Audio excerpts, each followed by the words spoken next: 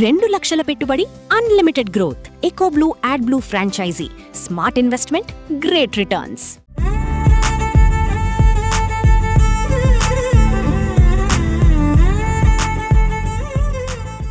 అందరికీ నమస్కారం. నేను Swaroopa Potlapalli. Welcome to Suman TV. Andhra Pradesh deputy CM Pawan Kalyan తన నియోజకవర్గమైన పిఠాపురంలోని 2500 మంది ఒంటరి వితంతు మహిళలకు రాఖీ సందర్భంగా చీరలను గిఫ్ట్గా పంపించారు. పవన్ కళ్యాణ్తో పాటు సీఎం చంద్రబాబు, మంత్రి లోకేష్కు ఎమ్మెల్యేలు, మంత్రులు, కార్యకర్తలు రాఖీలు కట్టి శుభాకాంక్షలు తెలిపారు. ప్రస్తుతం నాతో పాటు గుంటూరు వెస్ట్ ఎమ్మెల్యే గల్లా మాధవి గారు జూమ్ లైన్లో రెడీగా ఉన్నారు. రాఖీ గురించి ఆవిడతో మాట్లాడి అనేక విశేషాలను తెలుసుకుందాం. నమస్తే మేడం. నమస్తే అండి. మంత్రి లోకేష్ గారికి మీరు రాఖీ కట్టారు, ఆయనకి విషెస్ కూడా చెప్పారు. అయితే ఈ సందర్భంగా ఆయన మీకు ఒక గిఫ్ట్ ఇచ్చారు. ఇంతకీ లోకేష్ గారు మీతో ఏం మాట్లాడారు, ఏం గిఫ్ట్ ఇచ్చారు? ఈరోజు ఆడపిల్లల ఆశీర్వాదంగా భావించేవి రెండండి. ఒకటి గాజులు, పసుపు కుంకుమ, మరొకటి చీరలు. అయితే శారీ అనేది మంగళగిరి మార్కుతో ఉన్న శారీ. ఆయన వచ్చినప్పటి నుంచి కూడా మంగళగిరి చేనేత వస్త్రాల మీద దృష్టి పెట్టి దానికి జిఐ ట్యాగ్ తీసుకొచ్చి దాన్ని ఎంతో అభివృద్ధి తీసుకొస్తూ ఉన్నారు. ఆ చీరనే నాకు ఈరోజు ఆశీర్వాదంగా అన్న అందించడం జరిగింది. చాలా చాలా సంతోషంగా ఉంది. ఇటు హెల్దీగా హ్యాపీగా ఉండాలి అని చెప్పి బ్లెస్ చేయడం జరిగింది. యాజ్ యూజువల్ కాన్స్టిట్యున్సీ ముందుకు తీసుకువెళ్ళాలి, అందరం కలిసికట్టుగా పనిచేద్దాము అని చెప్పి చెప్పడం జరిగింది. పండుగ రోజు మాత్రమే ఆడపిల్లలకు అండగా నిలబడడం కాదు, ఆంధ్రప్రదేశ్ ప్రభుత్వం మహిళల కోసం అనేక సంక్షేమ కార్యక్రమాలని కూడా చేపడుతోంది, అనేక పథకాలని కూడా తీసుకొచ్చింది. ఈ సందర్భంగా వాటి గురించి వివరించండి. ఈరోజు ప్రభుత్వం హామీ ఇచ్చిన ప్రతిదీ కూడా మహిళల చుట్టూనే తిరుగుతూ ఉందండి. ఏ స్కీమ్ పరంగా ఒక పాలసీ తీసుకొచ్చినా కానివ్వండి, ఒక ఆలోచన చేసినా కానివ్వండి, దాంట్లో మేజర్ గా మనకి డిసైడింగ్ ఫ్యాక్టర్ అనేది ఉమెన్ అయిపోతుంది.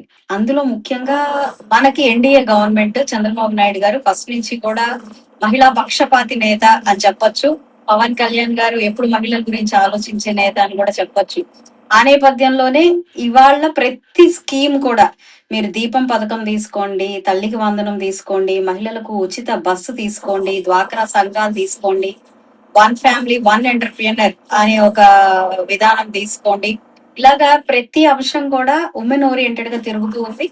అండ్ ఇప్పుడు కొత్తగా మన ఆంధ్ర రాష్ట్రానికి ప్రత్యేకంగా నిలుస్తున్న మహిళలకి రిజర్వేషన్ ఇన్ పొలిటికల్ ఆస్పెక్ట్ లో, దానికి మనం ఎక్కడ మనకి యాజ్ ఇండియా వైడ్ వచ్చినా రాకపోయినా మన ఆంధ్రప్రదేశ్ లో మాత్రం దాన్ని కొనసాగిస్తాము అని చెప్పి నారా లోకేష్ గారు రీసెంట్ గా జరిగిన మహానాడులో హామీ ఇవ్వడం కానివ్వండి. అండ్ ఇప్పుడు మహిళలకి భద్రత విషయంగా కూడా స్పెషల్ టీమ్స్ ని పెట్టి, టీమ్స్ ని పెట్టి మానిటరింగ్ చేయించడం కానివ్వండి. ఇలాగా ప్రతి అంశం కూడా మహిళల యొక్క ఎంపవర్మెంట్ మీద, వాళ్ళ యొక్క సెక్యూరిటీ మీద, వాళ్ళ యొక్క హ్యాపీ అండ్ హెల్దీ విధానం మీద మాత్రమే ఫోకస్ అయి ఉన్నాయి. అది కేవలం చంద్రబాబు నాయుడు గారికి, ఎన్డీఏ కూటమి ప్రభుత్వానికే సాధ్యము. వాళ్ళు మాత్రమే ఇంత ఇన్ డీటెయిల్డ్ ఫోకస్ చేస్తున్నారు అని చెప్పచ్చు. మహిళల భద్రత కోసం ప్రభుత్వం ఎన్నో చర్యలు చేపడుతోంది అన్నారు కదా.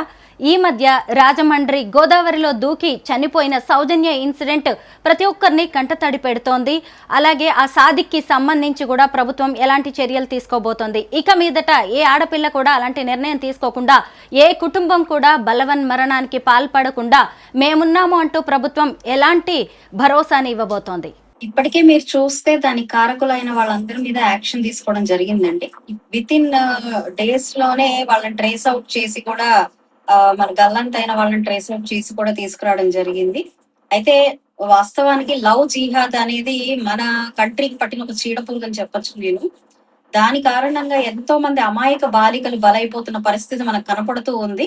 దాని నుంచి బయటికి రావాల్సిన అవసరం ఎంతైనా ఉంది. And Indian government is focusing on it. మన ఏపీ ప్రభుత్వం కూడా ఇలాంటివి మనకి దృష్టిలోకి వచ్చిన వెంటనే దాని మీద యాక్షన్ తీసుకోవడం జరుగుతుంది. మనం చూసాం మొన్న రీసెంట్ గా ఎవరైతే దీనికి పాల్పడ్డారో వాళ్ళకి కఠిన చర్యలు తీసుకోబడతాయి.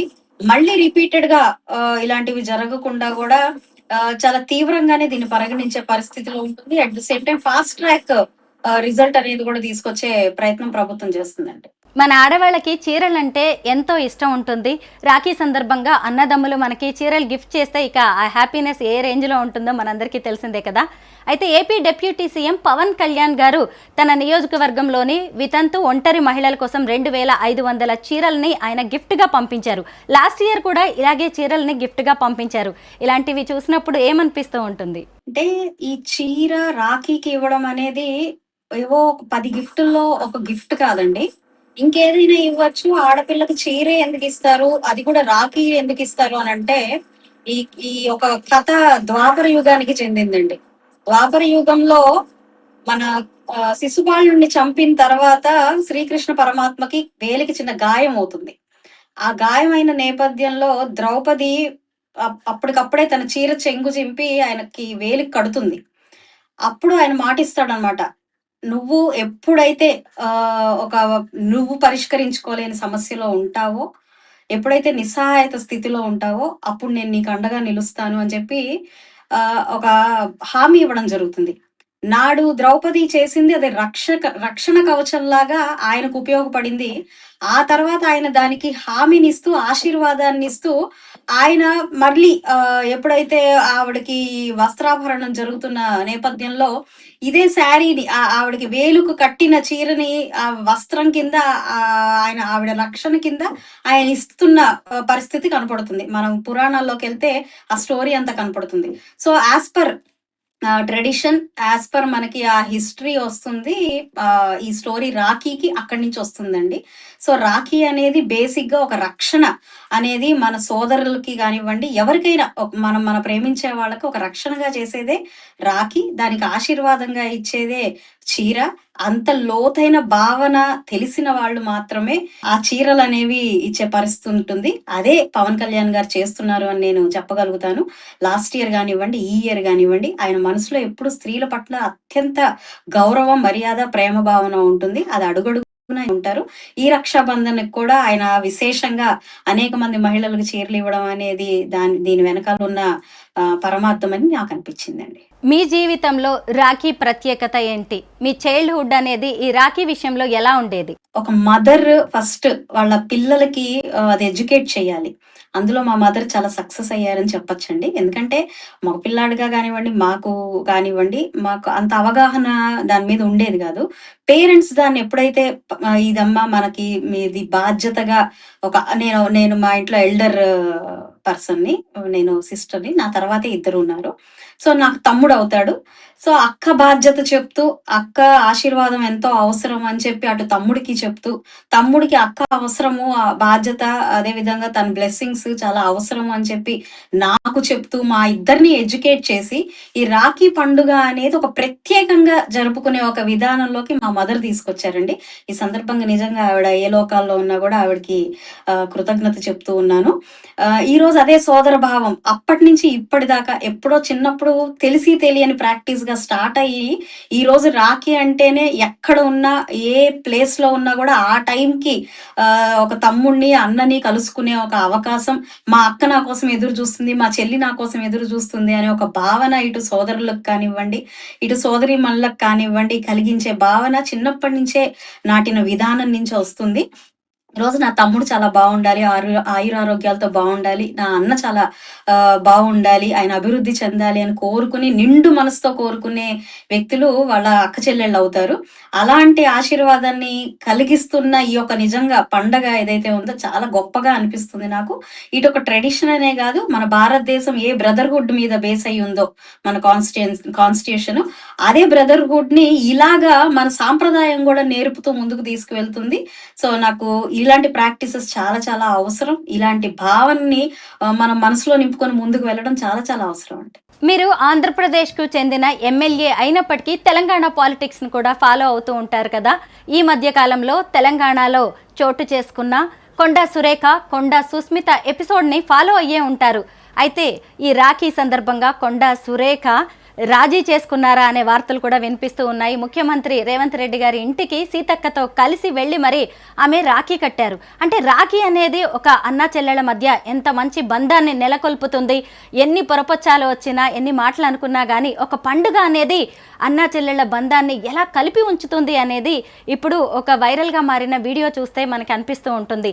కొండ సురేఖ, సీతక్క మన రేవంత్ రెడ్డి గారి ఇంటికి వెళ్ళి రాఖీ కట్టిన వీడియో చూసినప్పుడు మీకు ఏమనిపించింది? మీ ఫీలింగ్స్ ఏంటి?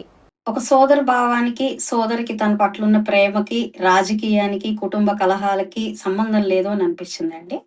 నిజంగానే ఆ నిండైన మనసుతో వెళ్ళి ఉంటే ఖచ్చితంగా దానికి నేను చాలా సంతోషిస్తూ ఉన్నాను. ఎందుకనంటే నా తమ్ముడు, నా అన్న బాగుండాలి అనే ఒక కోరికలో, ఆ భావనలో ఎలాంటి రాజకీయాన్ని వెతకాల్సిన అవసరం లేదు. కాబట్టి ఇలాంటి ఒక సందర్భం వాళ్ళ మధ్యలో ఏదైనా మనస్పర్ధలు వచ్చి మటుమాయం అవడానికి కారకులైన ఈ రాఖీ పండగకి నిజంగా ధన్యవాదాలు కూడా చెప్పుకోవచ్చు. నిజమే, కొండ సురేఖ ఎపిసోడ్ అనేది రాజకీయ వర్గాల్లో కలకలం రేపింది. కానీ ఒక పండుగ అనేది ఒక ముఖ్యమంత్రికి, ఒక మంత్రికి మధ్య ఏర్పడిన అగాధాన్ని కూడా పూడ్చివేసింది అని ఈరోజు వైరల్ అవుతున్న వీడియో చూస్తే మనందరికీ అర్థమవుతుంది. Thank you so much madam.